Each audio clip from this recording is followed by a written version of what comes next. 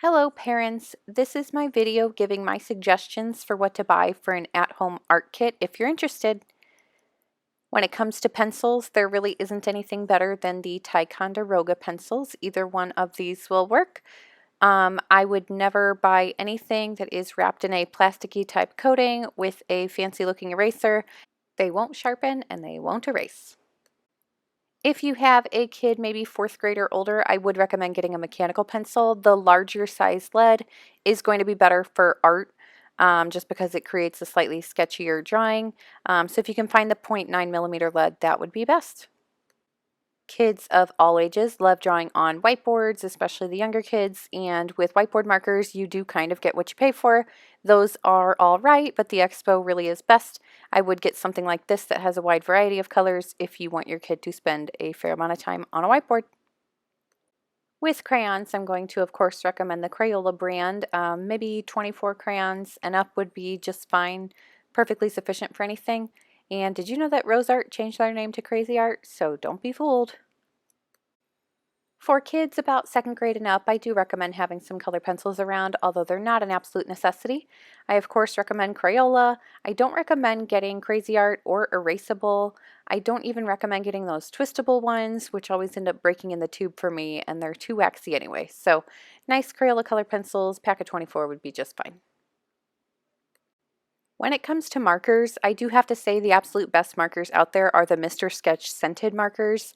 They are better than Crayola, better than any other marker I've tried, but make sure you're buying scented as the unscented ones aren't as good. If you don't want to get the scented markers, the Crayola regular ones are just fine. These ones on the right, the skinny ones, are really cool too. They're just totally unnecessary, but you can get them if you want them. I found both of these watercolor pans. I have never used either one of these, so I can't give an honest recommendation, but I would assume the Crayola would be better than the Crazy Art, but you can try both of them. These brushes look okay, but you'll see later there are much better brush options in the art supply aisle. For glue sticks, I will say don't even waste your money on the small regular size glue sticks. The big glue sticks might be 2 or 3 times bigger, but they last about 10 times longer, especially for the younger kids. As far as glue and glue bottles, I don't see a difference between really any of these glues up here, and I've used all of them. They're all just as good as the next. For paper, if you want to get some construction paper, it's another thing that's unnecessary but might be nice to have around. I recommend buying a construction paper pack like this, and then if you're going to let your kid do collage of some sort where they're going to be cutting into it, I would cut the paper into quarters before giving it to them so that they have much smaller paper to work with.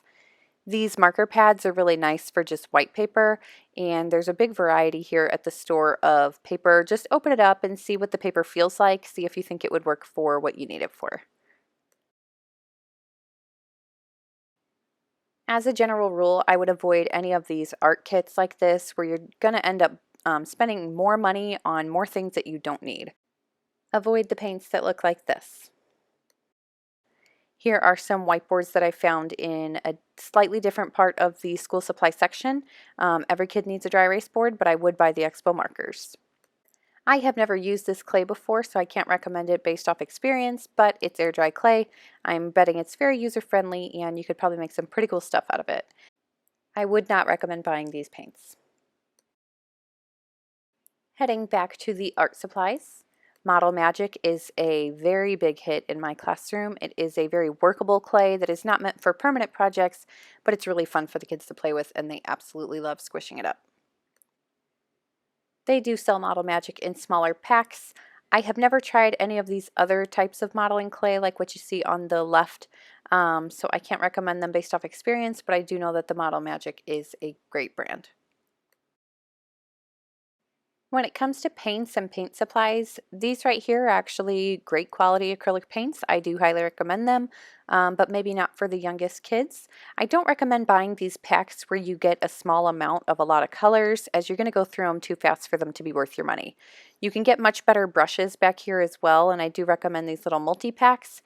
If you're buying brushes for the first time, I would try to find one that has square end and round end brushes of various sizes. The canvases here are also perfectly adequate quality as long as they don't have holes punched all the way through them, like these. Don't waste your money on these paints. Just don't do it. These apple barrel paints are good quality, but they are meant for crafting, which is why they're in such small quantities. So if you have to, these will work. They're just tiny. One thing I did not see at Walmart was oil pastels, which I consider absolutely essential to an elementary art kit. Here are two good options off of Amazon. I hope this video has been at least a little bit helpful for some of you, and if you have any other questions, as always, just let me know. You can email me at kaylaolms@wsdr4.org. Bye!